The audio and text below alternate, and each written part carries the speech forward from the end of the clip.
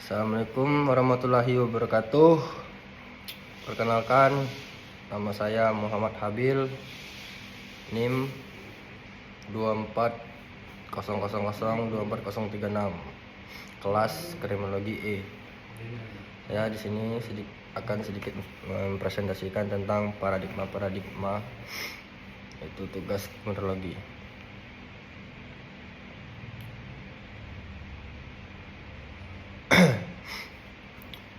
Aliran pemikiran dalam kriminologi. Aliran pemikiran, cara pandang atau kerangka acuan perspektif atau paradigma yang diterapkan dalam melihat, menafsirkan, menanggapi dan menjelaskan fenomena kejahatan. Cara pandang akan mempengaruhi penjelasan maupun teori dalam mempelajari kejahatan. Pemahaman manusia dan ilmuwan untuk menafsirkan peristiwa yang dialami atau dilihat akan mempengaruhi penjelasan ataupun teori yang dihasilkan. Penjelasan tersebut terpengaruh dunia informasi, pengetahuan, beliefs, atau kepercayaan.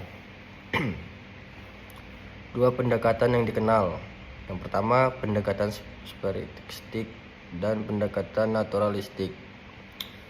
Pendekatan spiritistik dan naturalistik yaitu pendekatan spiritistik sering disebut pendekatan demonologi, demon yang artinya spirit atau roh, sifat melampaui dunia empirik. Orang menjadi penjahat karena pengaruh setan atau roh jahat. Roh atau spirit tidak dapat dijelaskan sehingga merupakan cara penjelasan yang paling sempurna bagi semua fenomena yang sulit dimengerti, termasuk mengapa orang melakukan kejahatan.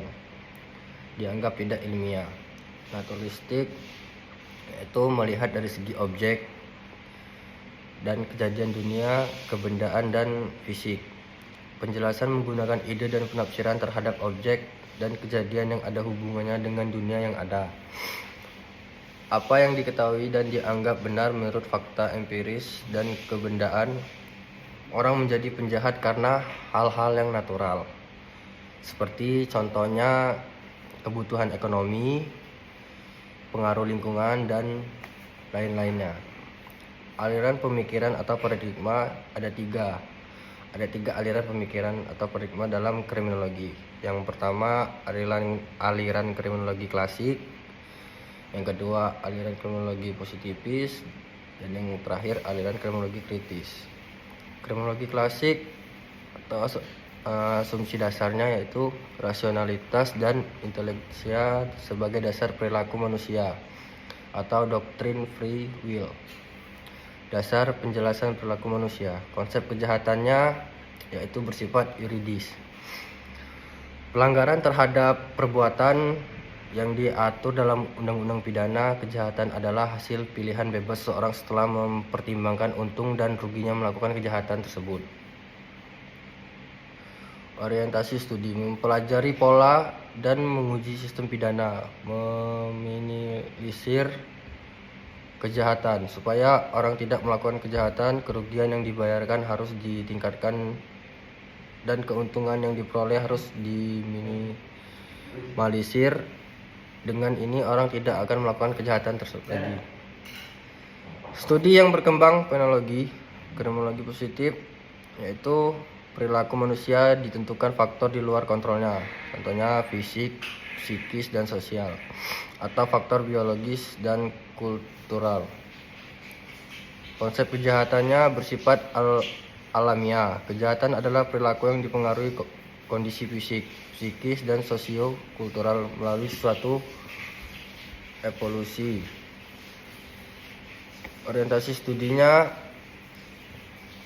mempelajari sebab musabab kejahatan dari aspek fisik, psikis, dan sosio-kultural, atau menganalisis sebab-sebab kejahatan melalui studi ilmiah terhadap ciri-ciri penjahat dari aspek fisik, psikis, sosial, dan kultural. Contoh, Cesar Lombros pada tahun 1835 sampai 1909. Studi yang berkembang yaitu etimologi kriminal. Kriminologi kritis itu proses manusia berperilaku dalam membangun dunia di mana ia hidup. Kejahatan adalah konstruksi sosial. Kejahatan bukan fenomena objektif, namun ada karena dinyatakan demikian oleh masyarakat. Konfliknya peranan penguasa atau the powerful atau peranan kelompok yang berkepentingan dalam mendefinisikan kejahatan. Ada pengaruh ideologi, politik, ekonomi, dan budaya. Ada pula pengaruh kelas. Konsep kejahatannya bersifat sosiologis. Kejahatan adalah perilaku yang oleh masyarakat direaksi dengan berhasil serta diberi stigma jahat. Orientasi studi mempelajari proses dan kondisi yang mempengaruhi pemberian batasan tentang kejahatan terhadap diri seorang dan reaksinya terhadap batasan itu, atau mempelajari cap jahat yang diterapkan terhadap tindakan dan orang-orang tertentu.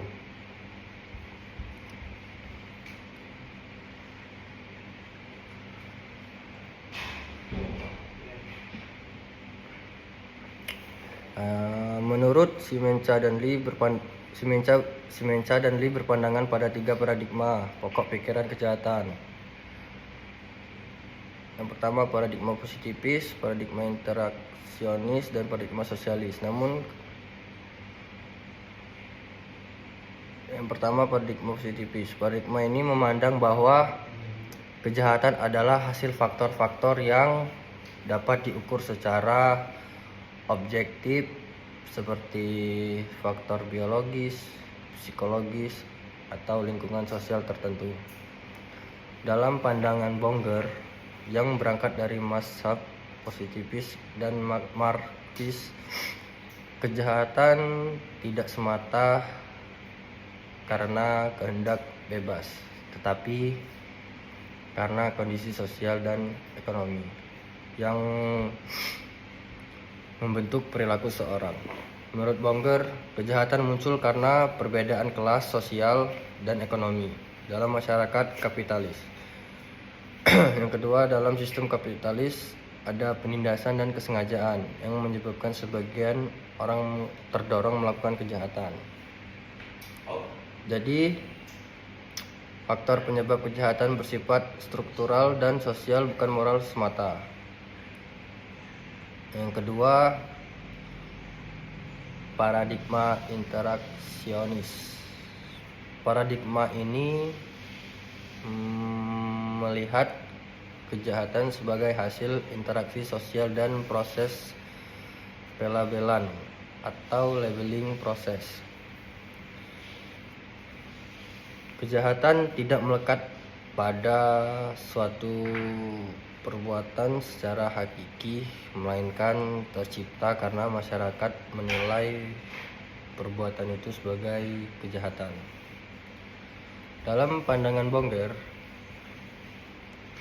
ia juga menyoroti bahwa definisi tentang jahat atau tidak jahat sangat dipengaruhi oleh kelas yang berkuasa.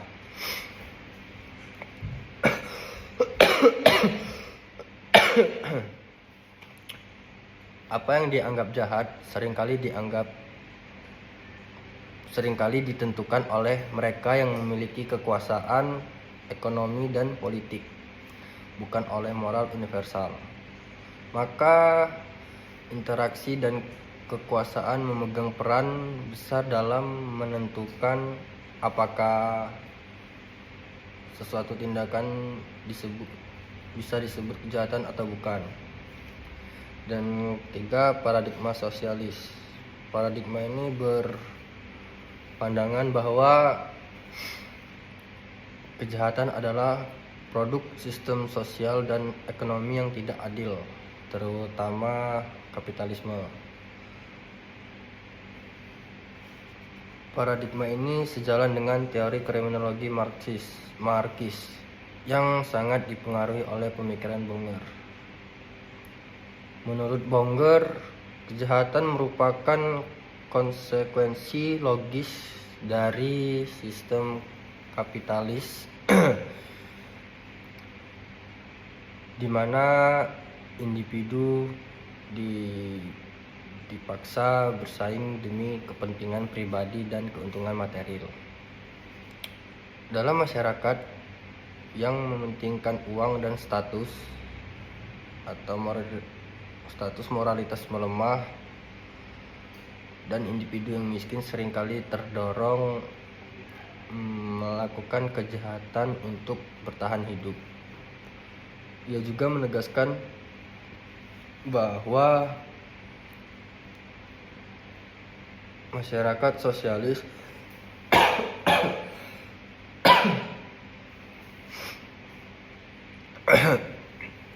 yang adil dan egaliter akan mengurangi kejahatan karena tidak ada lagi tekanan ekonomi dan ketimpangan sosial yang ekstrim. Jadi kesimpulan dari pandangan Bongger terhadap 3 paradigma yaitu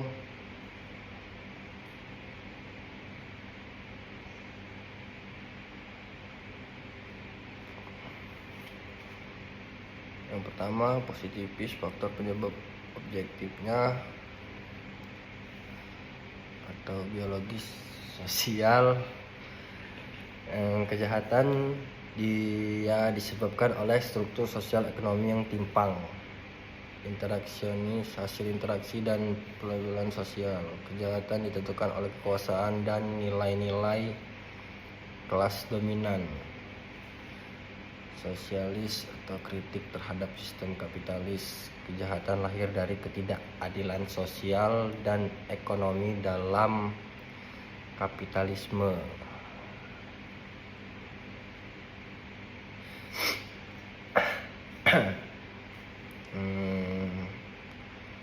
Mungkin itu saja yang bisa saya sampaikan. Kurang lebihnya saya mohon maaf. Kepada Allah saya mohon ampun.